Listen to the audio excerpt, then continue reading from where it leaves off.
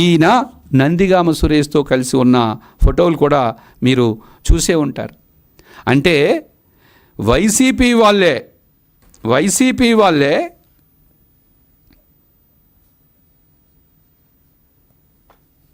ఈ ఫోటో చూడండి. ఈ రోసయ్య అనే వ్యక్తి నందిగామ సురేష్తో కలిసి షేక్ హ్యాండ్ ఇస్తూ తీసుకున్న ఫోటో ఇది. ఈయన ఉద్యోగాలు ఇస్తానని చెప్పి ఇంకా సర్టిఫికేట్ వెరిఫికేషన్కి, స్పోర్ట్స్ కోటాకు సంబంధించిన సర్టిఫికేట్ వెరిఫికేషన్ కూడా ఇంకా ప్రారంభం కావడానికి ముందే ఫోన్లో మాట్లాడారు. ఆ మాట్లాడే వ్యక్తి వైసీపీ వ్యక్తి అయ్యుండి దాన్ని ఆడియో లీక్ చేశారు. ఈ విషయం షాప్ దృష్టికి వచ్చింది. వెంటనే షాప్ స్పందించి పత్రికా ప్రకటన ద్వారా మీరు ఎటువంటి ప్రలోభాలకి లోనవ్వద్దు, ఎవరైనా తప్పుడుగా ప్రలోభాలకి లోన్ చేసినప్పటికీ మీరు గురి కావద్దని రాష్ట్ర వ్యాప్తంగా ఉన్న నిరుద్యోగులందరినీ చైతన్యపరిచింది. సిపి గారికి కంప్లైంట్ కూడా ఇచ్చింది. దీనిపై సైబర్ నేరం క్రింద కేసు కూడా నమోదైంది. సో ఆ ఫ్రాడ్ ఎవరో మాట్లాడిన ఆడియోని తీసుకొచ్చి వీళ్ళు ఉద్యోగాలు అమ్ముకుంటున్నారని చెప్పి వైసీపీ నాయకులు మాట్లాడుతున్నారు. ఒక్కసారి రాష్ట్ర వ్యాప్తంగా ఉన్న స్పోర్ట్స్ కోటాలో ఉద్యోగాలు పొందిన వ్యక్తులు చూడండి, ఇతర టీచర్లు చూడండి. శ్రీకాకుళంలో ఒక టీచర్ అయితే, నేను యాచగుర్తులో ఉన్నాను, యాచగుర్తులో ఉంటూ పాటలు పాడుకుంటూ కుటుంబాన్ని పోషించుకున్నాను. ఈ గవర్నమెంట్ వచ్చిన తర్వాత డిఎస్సి తీయడం వల్ల, నిజాయితీగా డిఎస్సి తీయడం వల్ల ఈరోజు నాకు ఉద్యోగం వచ్చింది. మమ్మల్ని అవమానించకండి, మళ్ళీ తిరిగి మమ్మల్ని యాచగుర్తులోకి తీసుకెళ్ళండి అని చెప్పి ఆ అభ్యర్థి కళ్ళంటే నీరు పెట్టుకున్నాడు. అంటే మీరు 16,000 కుటుంబాల జీవితాలతో ఆడుకుంటున్నారు. వారి కష్టాన్ని, వారి తెలివితేటల్ని అవమానిస్తున్నారు. గుర్తుపెట్టుకోండి, ఎప్పుడు ఈ టీచర్లు కానీ నిరుద్యోగులు కానీ ఎప్పుడు కూడా మర్చిపోరు. మీరు వాళ్ళు పెట్టే ఈ మానసిక క్షోభని, ఈ మానసిక వ్యధని వారు ఎప్పుడు కూడా మర్చిపోరనే విషయాన్ని మీరు గుర్తుపెట్టుకోండి. అలాగే 15 లక్షల నుంచి 20 లక్షలకు అమ్ముకుంటున్నారని తప్పుడు ఆరోపణలు చేస్తున్నారు. ఈ 16,347 15,941 మంది ఉపాధ్యాయుల యొక్క ఆర్థిక చరిత్రను చూడండి. అన్నా క్యాంటీన్లో తిని చదువుకునే వాళ్ళు ఉన్నారు, ఒక పూట తిని ఒక పూట భోజనం లేని వాళ్ళు ఉన్నారు. ఇందులో 15 లక్షలు పెట్టి ఎవరైనా ఉద్యోగం కొనుక్కోగలరండి? మీకు నోటుకు వచ్చినట్టు పిచ్చి కూతలకు వస్తారా? ఎంత దారుణం మీరు మాట్లాడే మాటలు. ఇంకొక వైసీపీ నాయకుడు అంటాడు, 6-7 సంవత్సరాల నుంచి కష్టపడి కోచింగ్లకు వెళ్ళి అప్పులు చేసి పుస్తలదారులు అమ్ముకొని, భార్య పుస్తలదారులు అమ్ముకొని ఎన్నో ఇబ్బందులు పడి వీరు చదువుతూ ఉంటే మీరు యువతను మోసం చేస్తారా అని అడిగారు. ఎస్, మీలాగా యువతను మోసం చేయడం మాకు రాదు.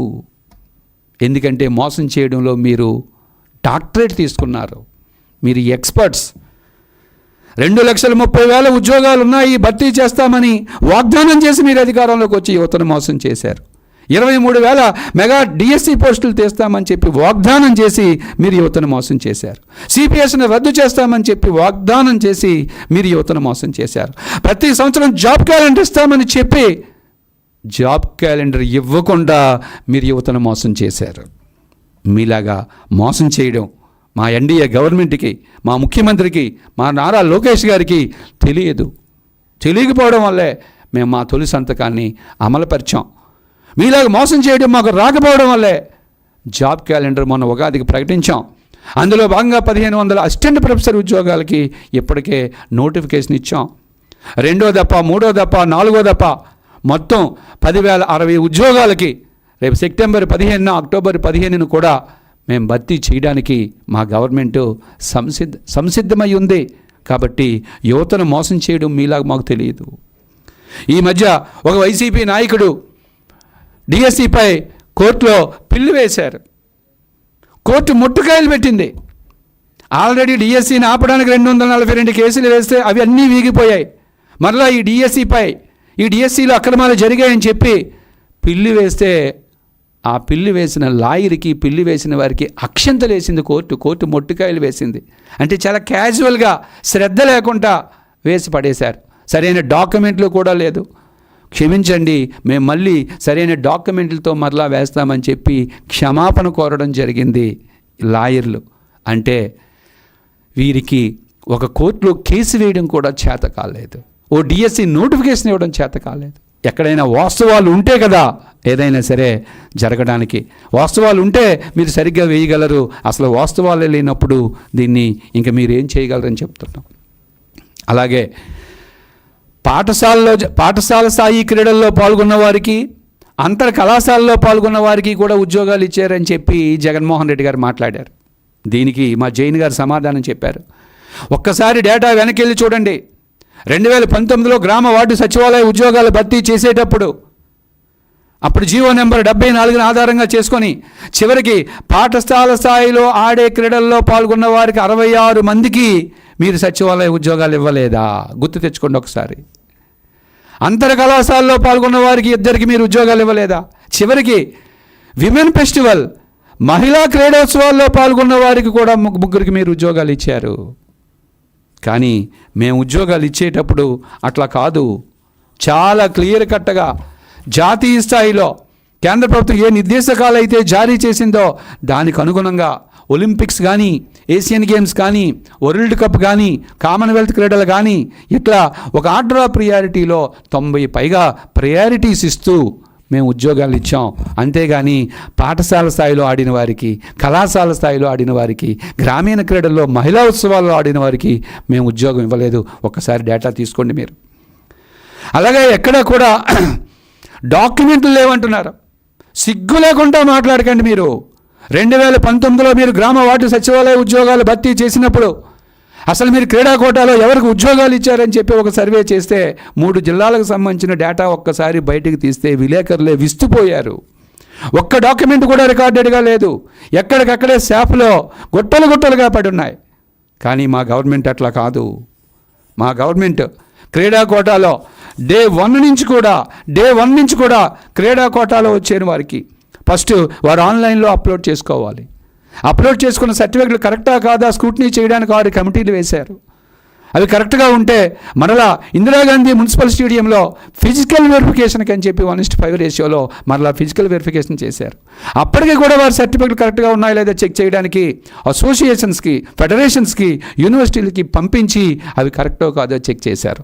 చెక్ చేసిన తర్వాత ఓ టెంటేటివ్ లిస్ట్ పెట్టారు. పెట్టిన తర్వాత మళ్ళీ అబ్జెక్షన్ తీసుకున్నారు, గ్రీవెన్స్ని తీసుకున్నారు.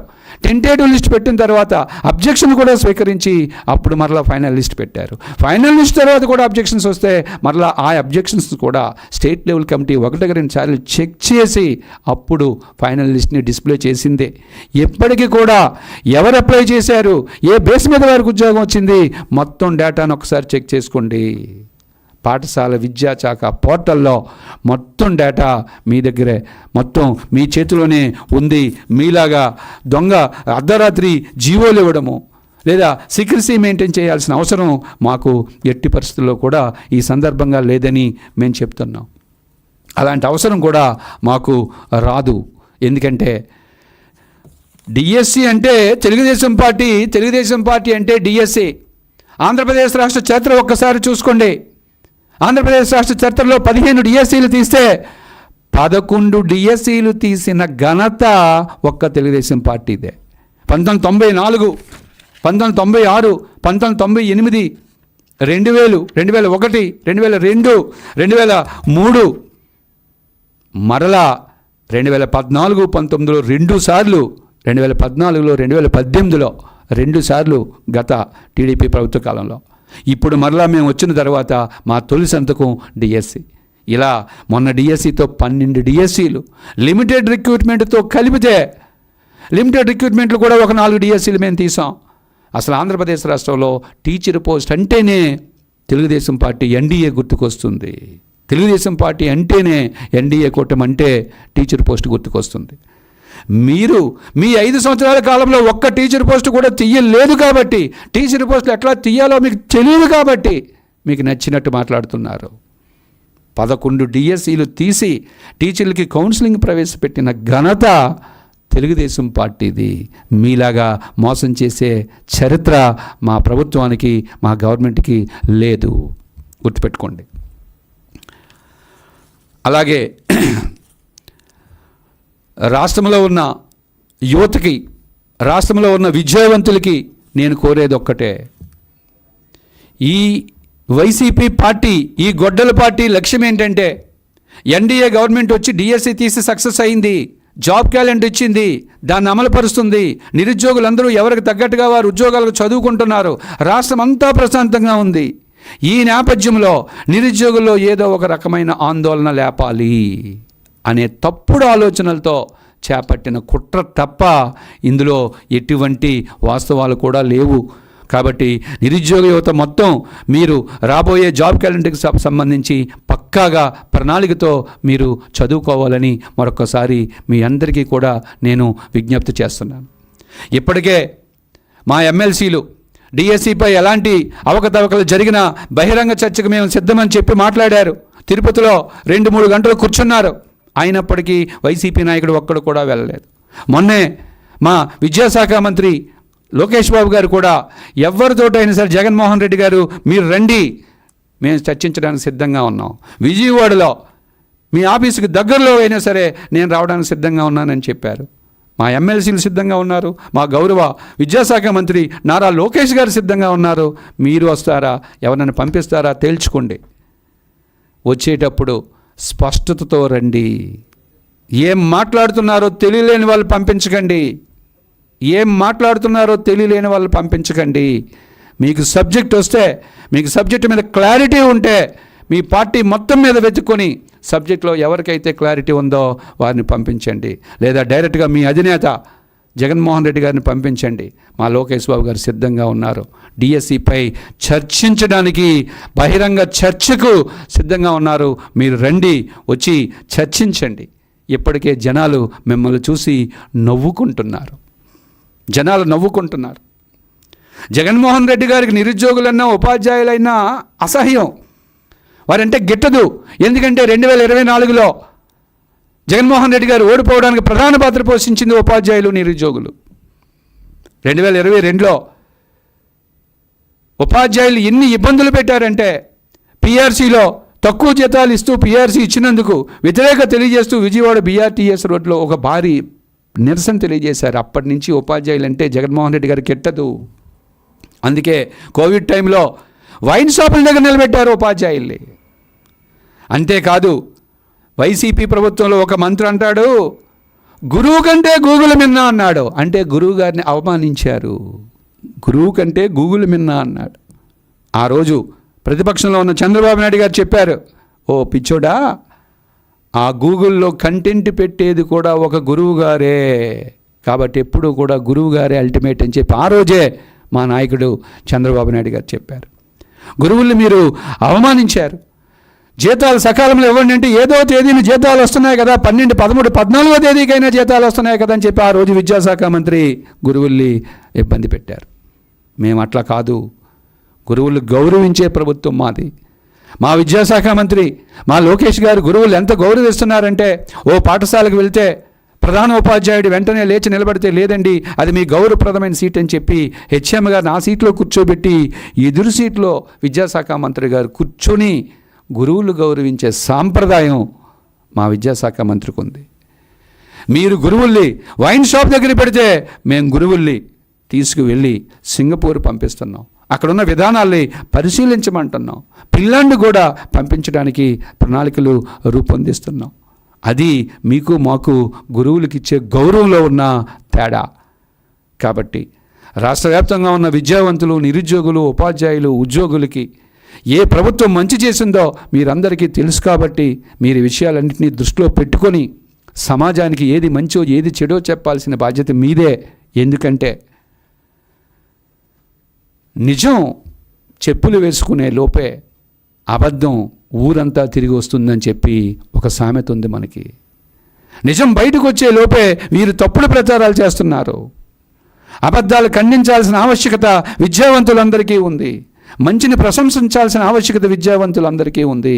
లేదంటే మేధావి మౌనం ప్రజాస్వామ్యానికి, ఆర్థిక వ్యవస్థకి మంచిది కాదు. కాబట్టి విద్యావంతులు, ఉపాధ్యాయులు, స్వచ్ఛంద సంఘాలు కూడా ఈ విషయాన్ని ఒక్కసారి పరిశీలించి డిఎస్సి ఎంత పారదర్శకంగా జరిగిందో, ఎంత అకౌంటబిలిటీతో జరిగిందో ఒక్కసారి మీరందరికీ తెలుసు. కాబట్టి ఇది చర్చించి ఈ తప్పుడు ప్రచారాన్ని తిప్పికొట్టాల్సిన బాధ్యత 16,000 ఉపాధ్యాయ కుటుంబాలపై, లక్షలాది నిరుద్యోగులపై కూడా ఉందని తెలియజేస్తూ మరొక్కసారి ఈ గొడ్డల పార్టీకి మేము చెప్పేది ఏంటంటే, రండి, మీ దగ్గర ఆధారాలు ఉంటే తీసుకురండి, తప్పుడు ఆరోపణలు చేయకండి. మీ దగ్గర ఆధారాలు ఉంటే మా లోకేష్ గారు సిద్ధంగా ఉన్నారు, బహిరంగ చర్చకి సిద్ధంగా ఉన్నారు. కాబట్టి మీ ఇష్టం, మీరు ఎప్పుడు వస్తారో మీరు రండి, మేము సిద్ధంగా ఉన్నామని తెలియజేస్తూ సెలవు తీసుకుంటున్నాను. థ్యాంక్ యూ అండి.